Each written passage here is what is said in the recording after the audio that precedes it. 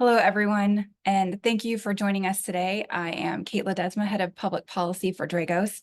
Welcome to today's town hall on U.S. critical infrastructure on the front lines, where Dragos co-founder and CEO Robert M. Lee will discuss his recent congressional testimony on operational technology cybersecurity in critical infrastructure. A couple of housekeeping notes before we get started. The session is being recorded and all registrants will receive the recording via email after the event. Audience member microphones have been muted and the chat is disabled, but we still want to hear from you. So please submit any questions in the Q&A. We'll try to get to all questions at the end of the session. And any questions we don't have time for, we will work to get answered after the town hall. So with that, I want to hand it over to Dragos co-founder and CEO, Robert M. Lee. All right. Thank you. Thank you. And thanks everybody for taking the time. So I've received a bunch of questions and commentary and just general good support as well after I testified. And I think this is the fourth time I've done it. And each time there tends to be a lot of questions from the community on just things about the process, how this happens, and then usually digging into the subject matter. So these town halls I usually just schedule after each one of my testimonies and make myself available. So the main portion of this will be Q&A. I'll go through some key points here, but I do want to hear from you all. And again, the main theme is being accessible to y'all to be able to answer questions that you may have. So go ahead and start populating them in the Q&A whenever you'd like. The majority of this session will end up being focused on that. But for those of you that haven't gotten introduced to me yet, I'll go through a quick background and bio on myself. I'm going to spend a little bit of time talking about just how these processes work, like what happens behind the scenes as it relates to working with Congress and working with the House and the Senate, working with kind of that process and the staffers and like going to a testimony. What does that all look like? I'll go through the sort of the how does a bill get done, kind of process here in terms of these testimonies. And then I'll get into the congressional testimony that I had this time, which while was water focused or water themed, the points are very much broader into just infrastructure in general. And there's a lot of lessons learned that I think that's about to happen to the water sector, that's already happening in the electric sector and pipeline sector. There's a bunch of different sectors that are going to be going through sort of a spotlight. And then I'm also happy to sort of bridge that into the international as well, because a lot of my work gets out to various governments around the world.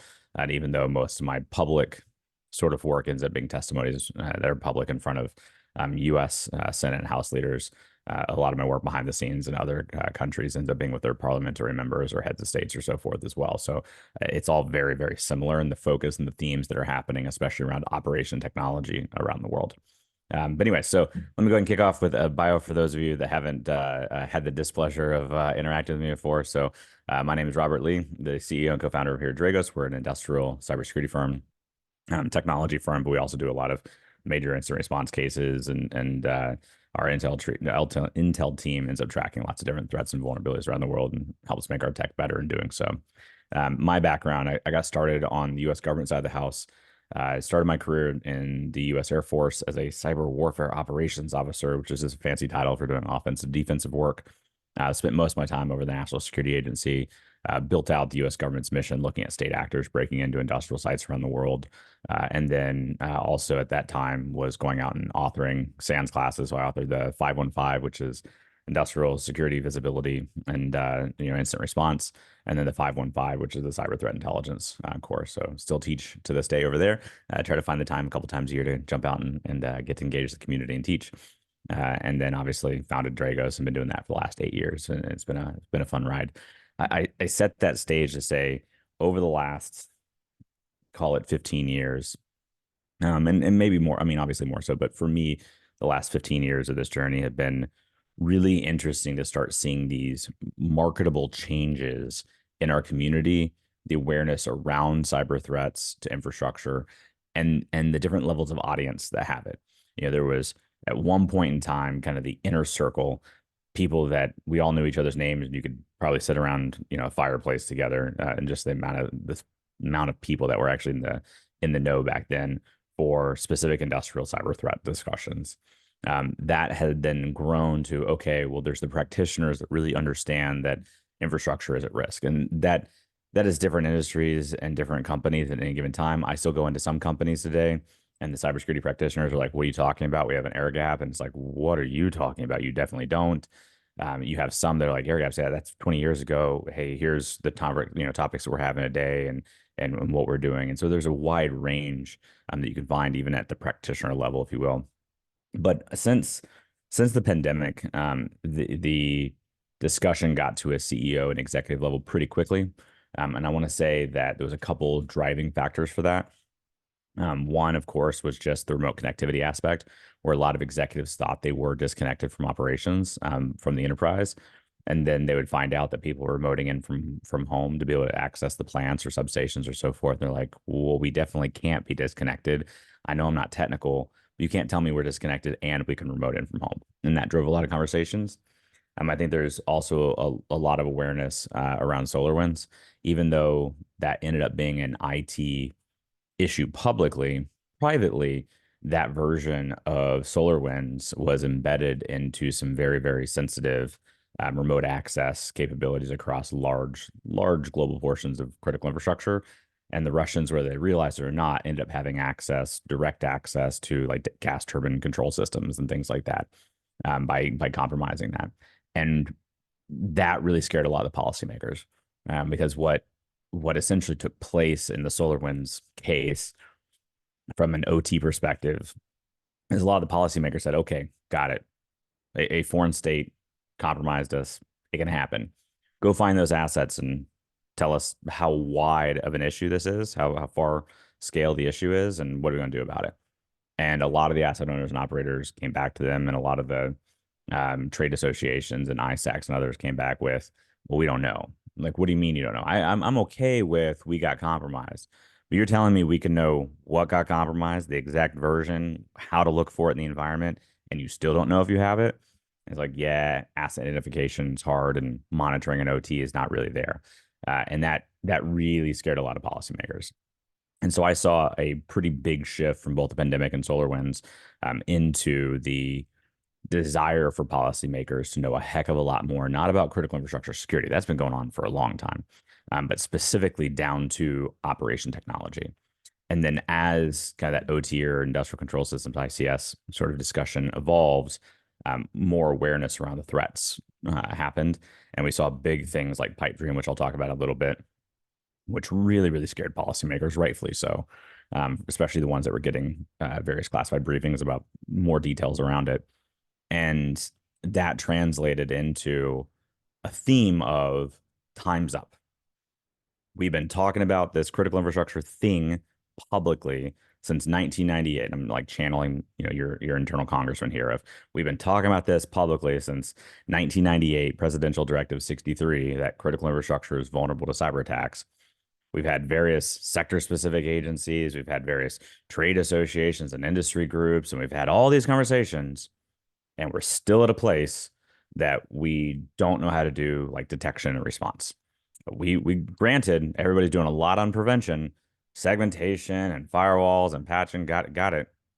We can do more, should do more, but we understand you guys are doing that. But you're telling us that once someone's inside the house, that we've got the equivalency of Schrodinger's ICS. We just cannot look inside the box to see if the cat's alive. Time's up. We're doing something. And that something, each sector is going through their own journey. That something for some sectors is increased regulation. For some sectors, it's okay, well, you all have been doing a lot. You have been working with us. So we'll tailor the regulations that you have and maybe even make it less invasive. And then there's ones that haven't gotten to those sectors yet. And sort of the policy view is go get your house in order, or by the time we come to you, it's going to be regulation. So that's a broader theme that's happening. And that's not just US, that's globally. That's most countries I talk to. No politician wants to be in a place where we know what to do, we know how to do it, and we just aren't doing it. And that then goes down to, okay, either figure it out as a community, or by the time we get ability to pay attention to you, we're coming with regulation. That is a global discussion right now. So let me spend a couple minutes on just the behind the scenes from the US perspective of how these things happen. That was the next topic. Then I'll get into the topic of my testimony. And along the way, I'll take questions as well. So I already see a couple coming in. So I will, I'm happy to take them as they come in for where they fit. And then I'll get to all of them by the end anyways. Um, so just break. How do these things come about? So for me personally, I ended up getting involved with Congress, I want to say in 2016 even. And so that was through the US Senate. And what it was is it was just random actually. I had gone to a dinner, I think it was 2016. Yeah, it would have been 2016. So it was Tim Conway and I. So for those of you that know my partner in crime, Tim Conway is over the Sands Institute. He was a electric grid operator for 20 plus years, and then popped out to do all of that he was doing internal of operations and EMS, energy management system, SCADA stuff. He wanted to do the cybersecurity piece of it because he saw the need. And he was working then with Idaho National Labs and ABB and a bunch of others. And over at SANS was his main focus. And so it was Mike Asante, Tim Conway, and I really focusing at SANS about how to build courses and how to take all these lessons that we had from the grid operator, background that he had, the CSO and military background that Mike Asante had, and then the intelligence community, military background that I had, and kind of bring it together to go, hey, what would our students need? What would we have liked to have been able to hire from? And so we were creating SANS courses for that. And this is probably a little bit more of a tangent, but it's still funny to me. Where this gentleman, I think a number of people in the tech community know, but I had no idea who he was, which is, kid from Alabama. I know industrial controls, and that's and cybersecurity, but it's probably about the extent of it. I don't know a lot of fancy people, or at the time I didn't.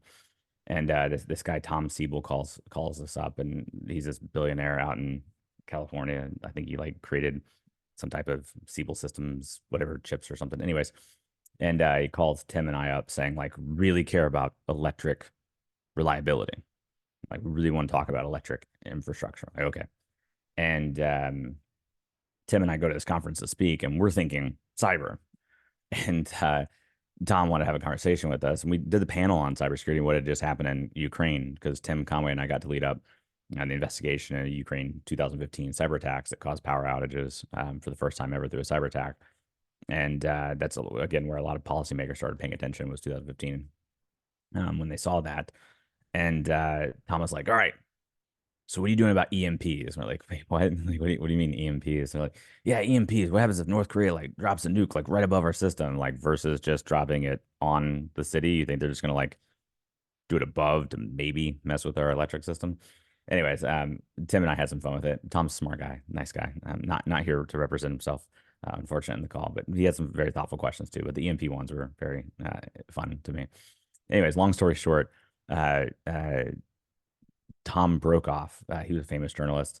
No, not Tom Brokaw. Sorry, Ted Koppel. Ted Koppel ended up writing this book titled Lights Out. And it was accurate view of policymakers' concerns about cyber and the electric system. It was a wildly inaccurate book, technically, on how to do the things he was talking about. And so Tim and I are like on stage and like with Richard Clark, who like created DHS. And we're all just having these debates, and they're like, yeah, we got to regulate the electric system. Like, for the record, we do. It's NERC. They're like, no, but like real regulations. I'm like, oh, no. Like, these are real regulations. You guys are talking about cybersecurity for the electric system, and you do not know NERC. You need to take a step back. The United States, North America, as it relates to regulations on industrial infrastructure, like the biggest thing possible, or this, not the biggest thing possible, but the most intense regulations worldwide on infrastructure is NERC. They're like, no, it's self-regulation. I'm like, self-regulation? No. And so Tim and I ended up going to this large discussion of basically how, with no offense to the gentlemen who are very smart and have their expertise in life, how they obviously had no idea what they're talking about, because NERC is very intensive with like $1 million a day fines. And it's just a very, very intensive, invasive process. And that ended up getting some Senate staffer who was there to pull me aside and say, look, what you just said, we can't get people to say. And this will lead into, how does all this work? I'm like, I'm sorry, what do you mean? He's like, when we get people in hearings, it's either let me pitch my product or service, or if you're a government agency, how can I get budget? And he's like, so people in front of us are always selling to us. If it's a government agency, they're selling to us because they want budget. If it's a vendor, they're selling something that they want the government to get budget for to go buy from them. He said, very rarely do we get people just to speak about what's actually happening and the real issues because we are trying to solve things. And senators and congressmen and women don't have time to be experts on this. So it's really just their staffers. And their staffers have to try to find who can we put in front of them because we do want to write bills. We do want to make change, but we need things on public record. We need things in testimony to be able to reference. It helps the bill process. I mean, it's like, would you be willing to come one day and testify if I call on you and you'll just speak as candidly as you just spoke on stage? I'm like, yeah, that's sure. And so, like, one thing, anybody who's ever known me, whether you like me, dislike me, whatever, everyone knows I'm authentic. Like, you will hear nothing but my actual views. And I usually joke around that nobody's ever had to wonder my opinion. Like, I'm happy to just, hey, I'm not saying I'm right, but here's what I see, here's what I know. Take it, use it, however you'd like. And so, the first takeaway for those of you that are interested in this type of world is, you know, the policymakers don't have a lot of time. You don't have a lot of time in talking in the testimony, and they want to get to real answers. So they want to hear real opinions with real viewpoints, and they want it done in a choppy way. They don't want the politicized sort of sounding answers of, well, sir, ma'am, maybe one day. They just want right to the point. And I think a lot of people miss that. And there's been hearings I've been on that I come out looking great. Unfortunately, to my peers, so I'll have like a peer sit next to me that comes off looking very poorly. And the peer actually was very smart, very well put together, knew what they wanted to say, but try to be political in their answers or try to be, I don't mean political and partisan, but try to be like polished in their answers. And it was like, dude, that was not what they're looking for. So takeaway one, have something interesting to say. So I ended up getting called up in 2018 and testify. Uh, and and before that, just for about 2 years, I was taking a whiteboard down to Congress and like just drawing up. Hey, you want to talk about the electric system? It's actually three different parts here. Then there's not one electric system, and here's all these conditions work. And so a lot of my time was really just education, from SANS instructor mentality to same thing with the staffers, just education. And what I found was the staffers were just wonderfully amazing people. I also found that a lot of your congressmen and senators who look like WWE on TV behind the scenes are actually just wonderful human beings that are really trying to do their best. Pretty much I'd say, barring a couple, and I won't name names in the webinar, but barring like two or three personalities on TV, um, there's like two or three of them that are exactly who they seem they are, and they're awful people, in my opinion. But the rest of them are actually just really, really good people. And they're really trying to move the needle. And you'll find that nobody works harder than their staffers. And so, point number two is, if you want to go testify, you're really not talking to the congressman or their senators generally before the testimony. Most of the time, you're just talking to and educating staffers, and then they decide who to nominate. And in a majority held committee, most of the witnesses will be nominated by the majority, and then one or two nominated by the minority. So if the Republicans are in charge of that committee, they'll nominate three or four witnesses, and then one or two witnesses can be nominated by the Democrats. And it just follows that kind of that flow. I've been nominated by both Republicans and Democrats before. I'm pretty overtly apolitical. I'm very much hey, just drive the country in the right direction. I just want my kids to have lights and water when they grow up. Like, I'm not concerned about your politics. So I've been successful navigating that piece of it. But anyways, you end up working with staffers, and then you may get invited to a testimony once it comes on docket. And then even that can be, the behind the scenes of that can be wild, where if one government agency gets invited and another government agency doesn't, then their people are hounding them in the background. Or if I get nominated, then like one of our competitors goes, oh, Dragos is being represented. How do we get one of our people? And it's a lot of the weird catfighting stuff happens behind the scenes. But the reality is, the main portion of it is staffers work with you. They find people that have interesting opinions, not just things they want to hear, not things that they're trying to push an agenda. Never am I like scripted. Never have I been positioned by the staffers of, can you say this? It's, hey, we want to write a bill in this direction. Help us figure out the right ways to get there. and they will go and pick people that actually have the opinions that they think are willing to say something on stage and have the expertise to do it. And then you get a testimony. Then ahead of the testimony, usually you'll get an invitation. I've never got an invitation more than like 4 or 5 days in advance. It usually come together pretty last minute. Once they come together, you have a written testimony, and you can make it as long as you want. You just shouldn't make it too long. Usually just 4 or 5 pages is maybe max 10. But you have your written testimony, like here's my points that I'm going to go through, and here's what I want to convey. And then when it comes time for the actual testimony, you have your written test or you have your verbal testimony, which you take from your written testimony and you subset it down to 5 minutes or less. So each participant gets 5 minutes. They are very particular about it. If you run over, you just have a couple seconds before you're going to get interrupted and they're going to told, let's keep it going, because the chairs usually do a great job at that. And then after you go through your testimony, the members get to ask questions and have their remarks. And each member only gets 5 minutes as well. Whether it's in the Senate or the House, they get 5 minutes, and that's inclusive of your responses. So that's another reason they don't want big flowery answers, because they only got 5 minutes. And so they want to ask their question, be able to make their point, and then be able to get the response they need, and then be able to ask follow-on questions. So I was in my Senate testimony, I think last year or 2 years ago. I think it was last year, maybe in 2022. But it was my Senate Energy Committee testimony, and one of the participants with me, you could see, was visibly pissing off the senator, and he didn't mean anything by it. The gentleman's a great guy, but the senator came off like he was posturing one of his sound bites. He wasn't. He really just had like 5 questions he wanted to get through, and each question, like his softball question to start with, ended up getting like a 3-minute response. And he was like, "Are you kidding me? Like I have like all these questions to get through." So a lot of times your senators and so forth are not just there to grab sound bites. They are actually trying to get through their questions because they need to be able to reference them back when they write legislation. And so it's not nearly as much theater as I think people would pretend.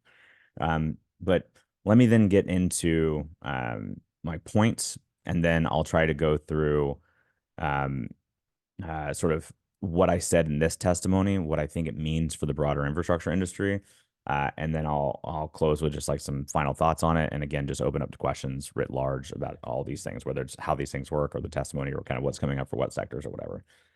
So for this testimony, the whole idea, and yeah, it was just posted. We'll post the testimony for you as well, the written testimony and all.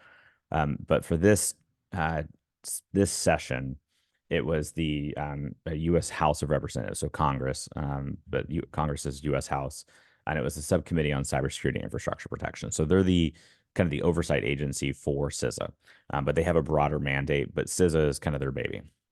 And so their big focus was really around cybersecurity infrastructure protection in general, but the theming was water. So they talked about it from a water perspective, but they really wanted a larger discussion because they have oversight committee of CISA, oversight responsibility of CISA, and they also are really concerned about cybersecurity and infrastructure protection on OT. So one of the benefits of this committee, and one of the things that I saw that was really exciting, was this was very OT specific. In my other testimonies, it's been like energy sector and then OT is a portion of it, or ransomware, talk about the OT implications of ransomware. But now we're starting to see OT specific sessions, which is great. It talks to the level of expertise as well as interest of Congress in general on the topic. And this one, again, had kind of this water focus because there had been the various attacks on small water infrastructure being connected to the Ultronics PLCs, the programmable logic controllers, which had an Israeli-made product line. And so this hacktivist group, Cyber Avengers, was going out and trying to disrupt these facilities that had this equipment. And so that was a main stage discussion. So they tied in water sector as a major focus, and because of what had happened with the EPA. And for everyone's background context, essentially what had happened is the U.S. government wanted to expand EPA's role, the Environmental Protection Agency, which is the sector-specific agency for the water sector. They wanted to expand their role to include cybersecurity, which is necessary. Like, it's necessary to have broader cybersecurity discussion in the water sector. And as much as I'm usually not a big regulation fan, you're not getting there without something changing in the water sector, just given the diversity of it. So everyone kind of understands something's got to change. But EPA ended up sliding the cybersecurity assessments into health and sanitation type assessments. And it wouldn't have been very successful for a lot of reasons, mainly just because lack of resource and consistency, training around it, et cetera, even just by the EPA and their various folks doing these assessments. But it was technically and ruled technically an oversight or overreach of congressional authorities. And so it ended up getting shot down. Some group sued, and I think a couple states sued, and the EPA had to back off. They're coming back with, okay, well, let's do it the congressionally approved way. How is this going to roll out? So there is kind of this water theming around like what's going to happen in terms of the regulation of the water sector as well. So that was kind of the backdrop of the testimony. And so I just try to keep it simple. I kept it to 3 points. Key point one was fundamental differences between information technology and operational technology. And why that's so important, especially when you're talking to policymakers, is they don't, policymakers shouldn't have to care, right? The difference between a PLC and an ERP system. They shouldn't have to care. But what they do care about is ensuring that the right controls, the right resourcing takes place for those systems. And if you were to blindly copy and paste IT cybersecurity controls into an operational environment, you would bring down that operational environment. You would not be enhancing security, you would be diminishing reliability. And so we know that there are OT specific threats and risks to these environments. And we know there are OT specific answers to that that are cheaper to deploy than doing all of your IT cybersecurity controls if you actually do risk based, kind of what is really needed. And there are things that can be done that respect operations and even return value to operations. And so, that's my key point one is look, these are different environments. Don't go thinking that encrypting all your network protocols inside of a distributed control system environment is going to any way make it any better, even though that sounds good in IT security. Or don't pretend running around and upgrading all your operating systems and then doing all the latest patches is actually keeping you safe from the industrial threats we see that are using living on land techniques. And it'd probably be better to do things like the SANS Institute's 5 critical controls. And I even kind of reference those in my testimony of this is a better path because it's built off of what actually happens in industrial environments versus trying to copy and paste. So please, Congress, understand that, which they do, and in the conversations they do, but again, it helps them to have it in written and verbal testimony. So I put that focus there, which also kind of has a weird implication for the water sector as well. If you look, and this is a bit of forecasting by me, so this is definitely an opinion versus fact. But if you look at the different industries going through digitization, as we get more homogeneous infrastructure, as we get more digital infrastructure, we find that the attack surface enlarges, right? There's a much larger attack surface due to digitization. Now, digitization is good. It has all the things we want from it for society. So I'm not saying let's go back to analog, but be aware of the risks. And that digitization curve, as you've seen it in different industries, has related to a different threat response. You have some industries that are going through their digitization in large ways now, like oil and gas, and they're starting to get more exposure. You have some, like electric, that went through digitalization, but had to keep out of cloud and keep out of NERCs at BES environments, had to keep still largely segmented. And you saw that threat profile of a very targeted threats trying to get them, but have difficulty to do so. And then you saw industries that had all of the value for digitization be sort of required upon them just by margins and profitability in a global competitive landscape like manufacturing.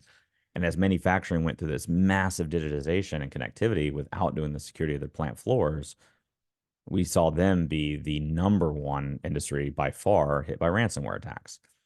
And so the forecasting, as I mentioned, the water sector and I mentioned in the hearing is look, you've got a water sector that largely is archaic. Okay. Now, I'm not trying to talk about the companies themselves. These are some fantastic companies, but let's be real. Your local water utility is not making the big bucks. Like there are very few water companies that make a ton of money. There's like 3 that I can think of. The vast majority, they're usually the people making the money for the town. Like there, a lot of the water money, water project, excuse me, a lot of the money earned in water utility ends up going to finance projects around the town. And so they are not generating a lot of revenue, or at least a lot of profit. And as a result, they don't get a lot of investment back oftentimes. It's if it breaks, then we'll look at it versus forward planning projects as much and so forth. And again, I'm not speaking for all 55,000 plus, water utilities. I'm just saying that's the trend. So what's happened though is a lot of these systems are very, very old, and they're needing to be replaced. And it's not just they're needing to be replaced because they should be; it's they're needing to be replaced because they are end of life. And the vendors that made those are either out of service, or some of the vendors are still around, but they're like, dude, we're not still maintaining that product line from 25 years ago. We're not doing it. And they're not going to sell, these vendors, these original equipment manufacturers are not selling the old systems anymore. So nowadays, it is a very hyper-connected shared services type model. So one of the things I sort of forecasted for Congress, I said, look, if we take what happened in the other industries, as the digitization curve went up, so did their attack surface. Manufacturing being an example of kind of all in, number one attack surface for ransomware. When you look at the water sector, these upgrades are going to be happening over the next 3 to 5 years. Okay. Not all of them are happening right now. It's all these product lines are coming into the life cycle in this like 3 to 5 year curve. And across this next 3 to 5 year curve, you're going to have a major portion of your water sector across the country being upgrading and going to look a lot more like manufacturing. Not necessarily like high end, whatever, but like connectivity, shared services, remote access, digitization, et cetera. And in doing so, there is kind of this inflection point of you're going to start seeing a lot more attacks on water sector just because the attack surface will be there. And I don't mean just state actors and so forth. Sure, there'll be some of that, but a lot of ransomware and criminal type activity. So we need to think about getting this right now because this inflection point is coming for this industry. My key point two was around the fact that the cyber threat landscape has definitely shifted, and I highlighted pipe dream on that. Now I don't go into pipe dream too much here. If you've heard me speak before in the last 2 years, you've probably heard me talk about it a lot. It is something that concerns me greatly. You can look on the Dragos website. We've got detail on pipe dream, and also I've talked about it in congressional testimonies before. The Senate Energy Committee when I talked about it. But the thing to be aware of with Pipedream is it's essentially really good engineering workstation software developed by a foreign government. And this foreign government developed this software package of multiple modules that can go and use native functionality inside of controllers of hundreds, if not thousands, of different types of product lines and manufacturers to be able to do whatever can be done in that environment. Change the logic to be able to do physical consequence, to do disruption, to do manipulation. Like it's full control of the environment sort of once they get in and have access through that Pipedream software. And so that is concerning because it's not something you like block. It's not, let's patch this and we're done. It's something you have to detect and respond to and be able to get root cause analysis with. It's not something you just like patch away because it's using native functionality. It's the native protocols, the native software packages, et cetera. And it's very, very hard to counter.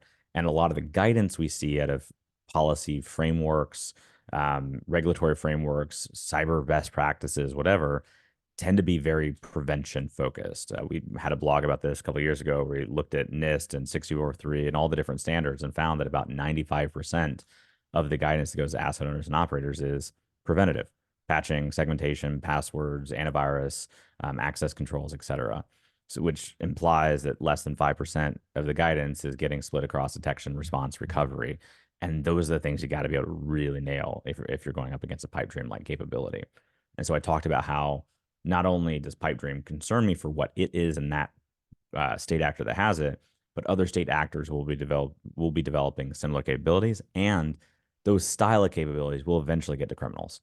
And when you have criminal groups that no longer need ICS expertise to go cause physical destruction, but now they have the ability to pick up a toolkit with a nice UI and be able to go interact with industrial operations and hold them ransom, that's going to be a very, very bad day. You're going to go to a much higher frequency of attacks. You want to do like fear and uncertainty, doubt. Don't want to do alarming stuff, but like just look at what's happened. Look at the capabilities. Look at what state actors have done. It's not a logical leap. It's a 1+1, and here's where we are kind of scenario. Kind of highlight for them the necessity to not only look at things like pipe dream, but also to understand that we cannot just focus standards and regulations on prevent, prevent, prevent, prevent, prevent. Eventually, something is going to get through, and you've got to be able to deal with it.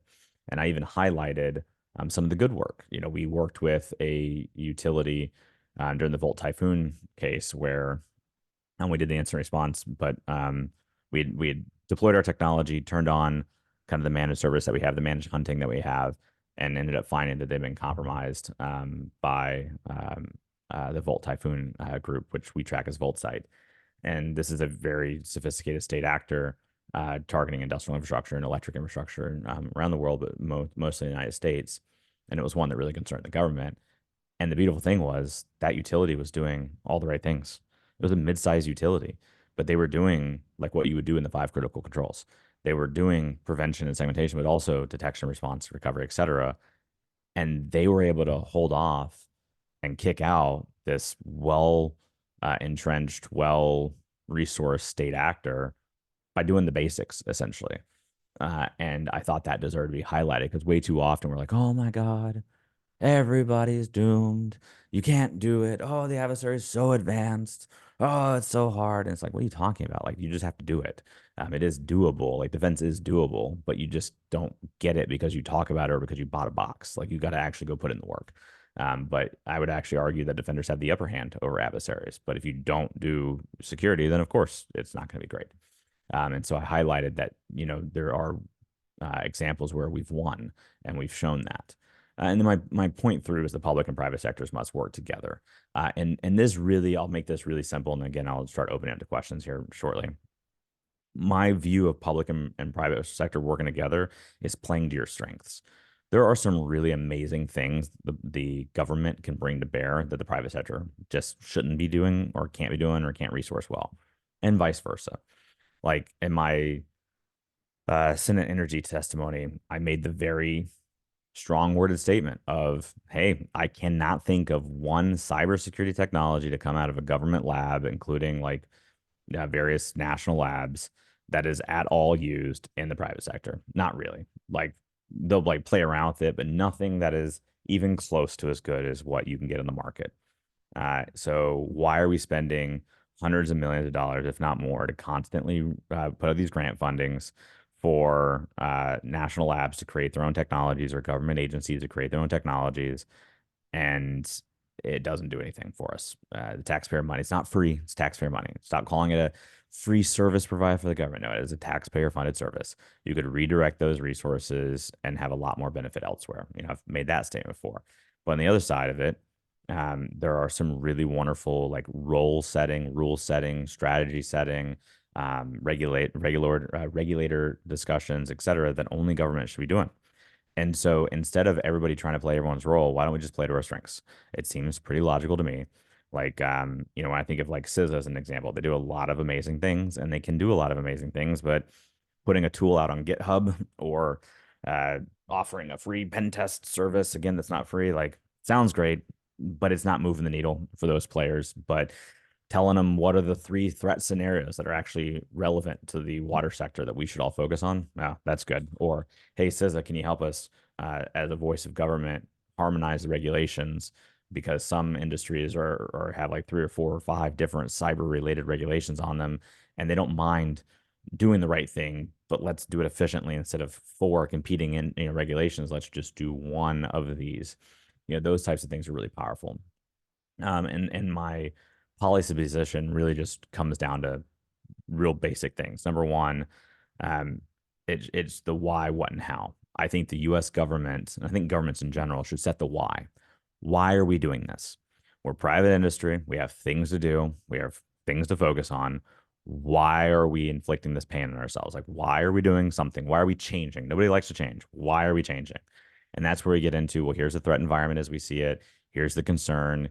Here's the gaps we see. This is why we're doing this. Here's the national security lens for it to be the federal government, or local for state and federal, or state and local. Here's the lens we're looking at it for. Got it. Why? So we're all aligned. This is the requirement we're solving for. We're all aligned. One level down, what? What do we want the outcome to be? what would right look like? What would success look like? That's still a place for government. Because if you're talking about government directed actions, every CEO wants to know, how do I know when I've met this? Like, tell me what it is so that I know if I met your outcomes. Is it, like we saw in the electric 100-day action plan. That was a pretty good one of here's why we're concerned. The what is we want this type of visibility and monitoring available into electric infrastructure so we can detect these types of threats. Got it. Why and what, but leave the how to the asset owners and operators. How they do it, what technologies they pick, what programs they pick. Don't tell me to patch my system. Tell me you want me to mitigate this class of vulnerabilities within 30 days. Got it. I might mitigate it with a firewall, application monitoring. I might mitigate it with monitoring across the network. I might mitigate it with a patch, but don't prescribe the control to me. And so this idea of why and what should be government and how should be the asset owners and operators, because the why and what is appropriate for speaking to the people and the people outside the fence line of a plant that matter. And the how, all the expertise of how to run a pipeline, how to run a water sector, how to do this, how to implement these controls, et cetera, is in the private sector. So if we keep to that why and what and leave the how to the asset owners and operators, that to me is a great policy foundation for how public and private partnerships can actually work and then play to our strengths.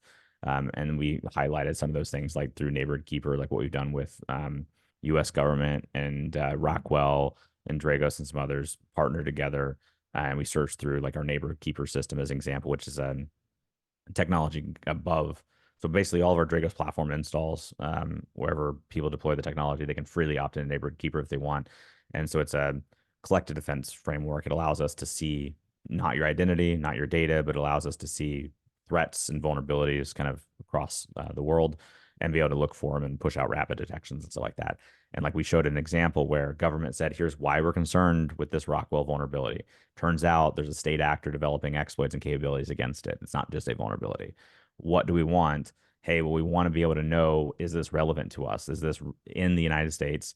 And we want to be able to know that the information gets to the asset owners and operators, and they get detections. How you do it is up to you. We're like, cool, we got the why and the what. We'll use Neighbor Keeper, blast it out. Cool, we came back to you. It is the United States. Here's how far wide it is. And we push out detections to all of our customers without them even knowing about it. Here's what we wrote. Feel free to share it more widely through other people and other networks. And so like that example exists. We have time and time again real good examples of public-private partnership working, and we just need to highlight those more. In closing, and then I can tell these questions. In closing, what I would say is we have a way to move forward, right? The why, what, and how. We've seen successes and case studies. That's a lot of what my testimony goes for. But what I will say is time definitely is up in policy circles. The conversations are what is going to happen or will regulate and what does the regulation need to look like. And so a lot of my work these days is not on fighting for or against regulation. I don't think that's the place of anybody outside that asset and owner and operator community getting dealt with on it. Like you won't see Dragos publicly come out and comment, we want this out of regulation or this generally, usually if a bunch of asset owners and operators ask us to say something on their behalf, maybe, but for the most part, we don't do that. Because like in my opinion, a vendor shouldn't be getting involved in that. That should be the regulator and the regulated. That's where the conversation needs to live. But we try to offer up our insights to both to say, hey, here's what we're seeing from the threat landscape perspective. And I will tell you all the conversations are great. So we're going to regulate. So what should the regulation look like? And my answer to that generally is to follow kind of the FERC-NERC model for what they did for NERC-CIP. Have FERC identify the why and the what with a draft how, put it out to NERC, who forms the committee of the people that are actually experts on the topic, to then say, why and what, we got it. That how won't work in this way, this way, this way. Here's how we can change it. Here's how we would do it. This is what we want. It goes back and forth, moves into rulemaking. It's a multi-year process. There's time and availability for everybody. And then there's resourcing. And that was the thing I hit on my testimony for the water sector one was you can say all you want about how much you want to do stuff, but who's paying for it? And right now, the money does not exist for the water sector, and it cannot be like government grants. because a lot of these water companies don't even have the financial accounting systems and similar to even be able to get those grants, know they're available, or be able to comply with the laws around taking those grants and auditing them and so forth. So it's just, it can't be that model. We've seen it fail before. Let's not keep doing the same things that fail. But there needs to be a rate recovery or ability for the water sector to be able to say, hey, this is regulation, so we're going to charge 3 cents more on your water bill, but as a result, we're going to be able to go do the cybersecurity work that we need to, or whatever it looks like. There needs to be mechanisms to do that. That's why it works in the electric sector, is outside of the goodwill of the people and these good folks that actually care. It's the mechanism is there through resourcing. People want to do better. They want to do more. There's no reason to yell at them for doing less when you're not giving them the ability to do it. It's like, hey, go change the pump or go do your cybersecurity project. Well, the pump's going to win. And so we need to provide them the resourcing. And I think a NERC like model actually works. I've seen it thrown out. I think it has some legs, and the water sector is probably the one, the direction people will go for the water sector. And I would tell other sectors to pay attention, because that's a model that if it works in the water sector after it worked in the electric sector, it's probably a copy and paste to other sectors from a government perspective. All right, so look, we've got a bunch of questions. Let me go ahead and get in here. Let's see. First one, do you believe the FERC NERC model you reference is agile enough in view of the speed of threat evolution? Yeah, great question. So is it agile? Not really. But it can be. And so I know it's kind of, I just said it depends in a long way. Short answer is, as long as we're going more towards performance and outcome based through the regulation and not prescriptive, then it is. If it's prescriptive, then it's not. So when you say like prescriptive is, hey, I want you to mitigate password attacks, so you have to have a complex password and it has to have characters and special characters and stuff like that. That's prescriptive. That doesn't work, because 6 months later might be like, oh, actually, we just need to do multi-factor authentication instead, or a hardware token. I don't need a password at all. But then the regulation is baked that you got to have a complex password, so people do less secure things to meet the regulation. And that happens a lot. And it happens in NERC even. But when it gets to more towards performance and outcome based, like the new INSM one out of FERC, which is, hey, we just want you to be able to have east-west visibility. We want you to be able to monitor for these types of attacks and changes inside of BES, bulk electric system sites. However you do it is fine. That adapts perfectly fine to the changing threat landscape, because it's harder to audit potentially, but it's so open, but in a topic of, you've got to be able to reach these outcomes, but however you do it is up to you. That works very well. Now, the problem for the water sector, and this came up in some media articles recently, is to really launch a NERC like model for water. It's probably a 3 to 5 year window, like to do it realistically well. You could expedite it maybe to 2 to 4 if you're willing for bumps and bruises. And that seems like a long time, but I would tell you, based on where we are today, the idea that we would be in a much better place in 2 to 5 years from now would be great, because we're not even starting on a journey. So I wouldn't let the idea of it being 2 to 5 years discourage people from going down that model. And it also doesn't mean you can't do things in the interim, like temporary regulations or so forth, if the policymakers really want. Where do you place standards such as IEC 62403 regarding government versus private sector? So 62403 is formed out of ISA, so it's definitely a private sector standard. But the way I view most standards is you can do any of them. So you should build a strategy, and I would say the 5 critical controls from SANS is a great strategy. So if you look up SANS ICS 5 critical controls, Tim Conway and I wrote it. And we looked at all the different ICS cyber attacks and said, what are the controls that actually worked against all of them? And you can set that as a strategy and then map it to NERC or 62403 or whatever else as the implementation. So the standards are all fine. There's nothing, I wouldn't say the standards are wrong, even though they're very preventative focused. I would just say a lot of people end up using them as a strategy or playing bingo with them and trying to hit everything in the standard, and it doesn't work very well when you do that. You just end up gold plating the problem. But they are private sector. Now, government has said NIST cybersecurity framework is the one we're using. And so if I was an asset owner and operator, I'd be using NIST cybersecurity framework, especially as I communicate up to the board. But you can map it to others and so forth, however you'd like for implementation. Thoughts on how OEMs can become better enablers of customer security outcomes through this process? Yeah. So I would say like OEM involvement is definitely necessary, and I don't understand why it's not happening. It's actually one of my bigger questions, and I can't get an answer to it. Like, and I'm not trying to call anybody's work bad here, right? I wasn't involved in it. Maybe it was amazing, but I saw that the Biden administration had like this critical infrastructure or cyber physical board, and it was like the cyber physical recommendations and paper out to the president. And I was like, oh, that's cool. And I'm not talking about any of the merit of the material, right? So I'm not digging into that. But I looked at the people involved in it, and there's some really smart people, but they were all from like Google and Microsoft and academia. And I was like, where's the asset owners and operators? Where's the OEMs like that actually make this cyber physical stuff we're talking about?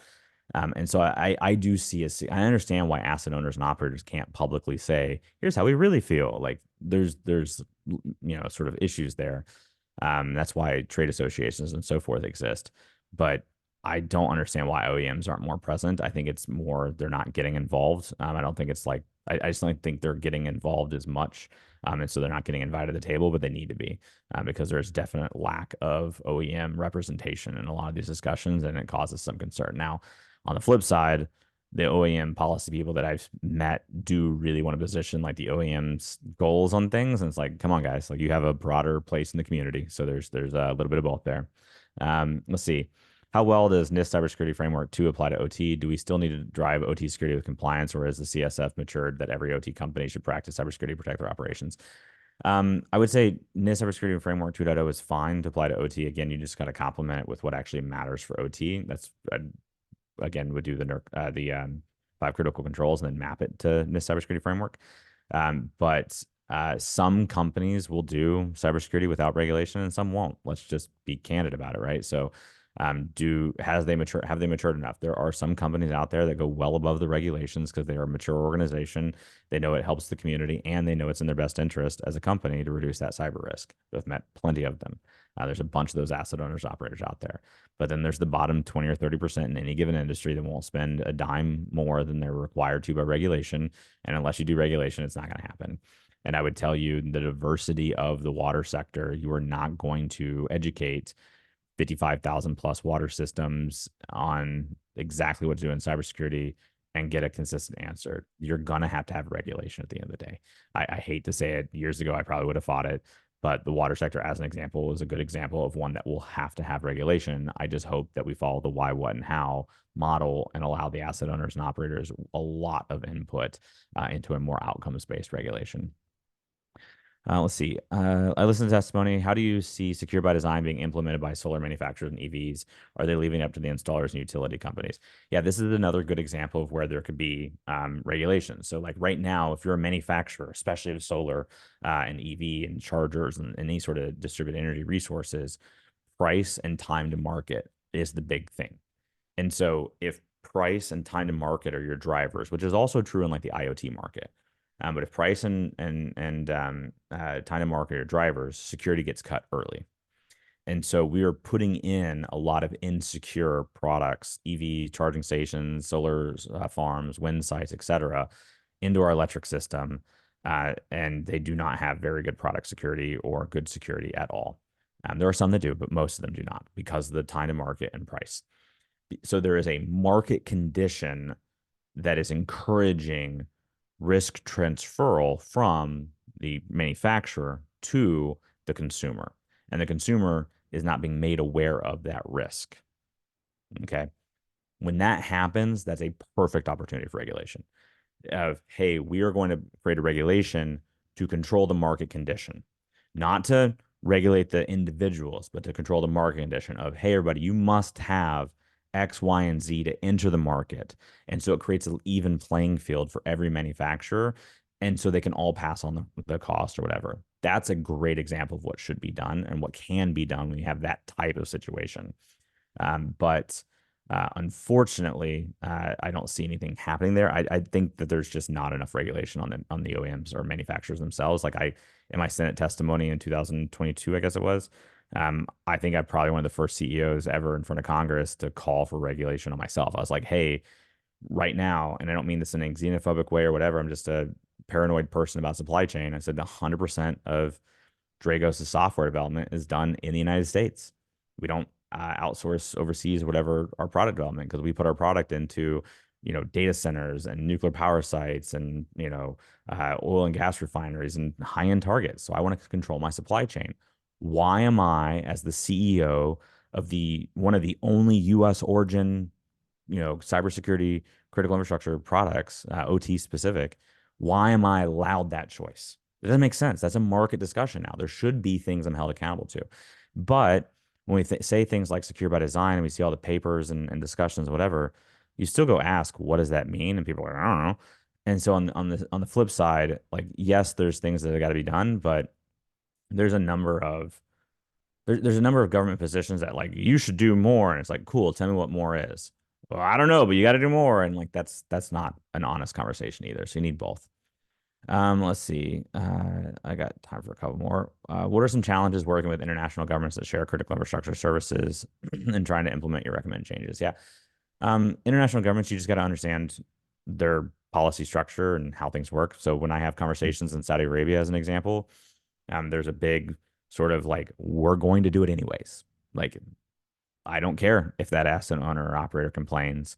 This is national security and they are critical infrastructure in this country. So we are going to roll out and we're going to take their input. We're going to roll out the best thing we can, but we're going to be doing something. Let's go. And so that's a different conversation and how you approach that. Okay, well, this is happening. This is what it's going to look like. And everyone's going to get on the same page. So we're going to spend way more of our time in how to get it right. You go to places like Australia, and they'll look at like the SOC regulation. They'll say, look, we are doing a high level thing. We're not sure if we're going further than that. We got to get input from the community and what will fly and what's legal and what can we get to.